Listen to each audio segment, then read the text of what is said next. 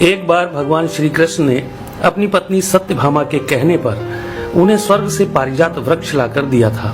तब सत्यभामा को इस बात का अभिमान हो गया था कि वह सबसे अधिक सुंदर है और भगवान श्री कृष्ण की अति प्रिया भी है। इसी कारण उन्होंने उन्हें पारिजात वृक्ष लाकर दिया है। इसी प्रकार सुदर्शन चक्र ने जब एक बार इंद्र के वज्र को निष्क्रिय कर दिया था, तब से उसे भी यह अभिमान हो गया था कि भगवान के पास युद्ध में जब कोई उपाय नहीं बचता है तो वह उसकी ही मदद लेते हैं। इसी तरह भगवान का वाहन गरुड़ भी यही समझने लगा था कि भगवान मेरे बिना कहीं जा नहीं सकते, क्योंकि मेरी गति और मेरे बल का कोई मुकाबला ही नहीं कर सकता है। इन तीनों के इस अहंकार को तोड़ने के लिए एक दिन भगवान श्री कृष्ण ने हनुमान जी का स्मरण किया था। उनके स्मरण करते ही हनुमान जी तत्काल द्वारिका आ पहुँचे थे। भगवान श्री राम और भगवान श्री कृष्ण एक ही हैं, यह तो हनुमान जी जानते ही थे। साथ ही वह यह भी जान गए थे कि भगवान श्री कृष्ण ने उन्हें किस कार्य के लिए बुलाया है।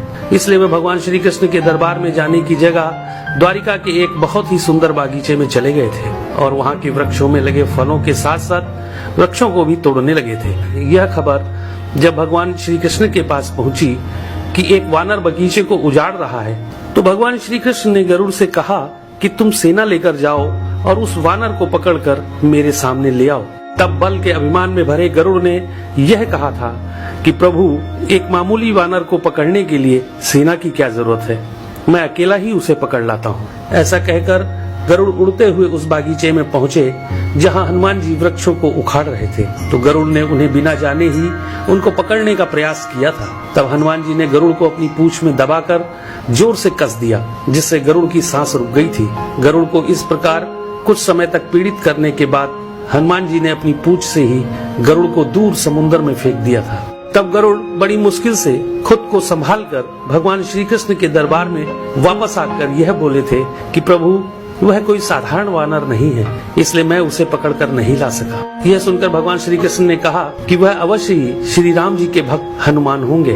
तुम उनके पास जाकर यह कहना कि श्री राम ने उन्हें बुलाया है, वह अवश्य चले आएंगे और हो सके तो तुम उन्हें अपने साथ ही लेकर आना। भगवान श्री कृष्ण की आज्ञा पाकर गरुड़ हनुमान जी को ढूंढते हुए वहाँ से बहुत दूर मलय पर्वत पर पहुँच गए थे और हनुमान जी से अपनी भूल की क्षमा मांगते हुए उनसे यह कहा था कि भगवान श्री राम ने आपको याद किया है, आप मेरी पीठ पर बैठ जाइए, मैं आपको शीघ्रता से उनके पास पहुंचा देता हूं। हनुमान जी प्रभु की यह लीला भी समझ गए थे, इसलिए उन्होंने गरुड़ से यह कहा था कि तुम चलो, मैं तुम्हारे पीछे ही आता हूँ।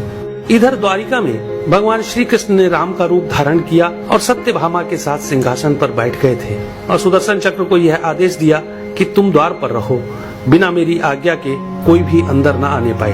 तभी हनुमान जी द्वार पर पहुंच गए थे तो सुदर्शन ने उन्हें रोकते हुए यह कहा था कि तुम बिना आज्ञा के अंदर नहीं जा सकते हो। तब हनुमान जी ने सुदर्शन चक्र को पकड़कर अपने दांतों में दबा लिया था और अंदर चले गए थे। हनुमान जी ने सिंहासन पर बैठे भगवान श्री राम को प्रणाम करके उनसे यह कहा था कि प्रभु, माँ कहाँ है? आपके पास उनके स्थान पर यह कौन दासी बैठी है? सत्यभामा ने जब यह बात सुनी तो बड़ी ही लज्जित हो गई थी और उनका सारा घमंड चूर हो गया था। तभी थके हुए गरुड़ देव भी हांफते हुए दरबार में आ गए थे। गरुड़ ने वहाँ हनुमान जी को देखा तो वह चकित रह गए थे कि मेरी गति से भी तेज गति से हनुमान जी वहाँ पहुँच गए।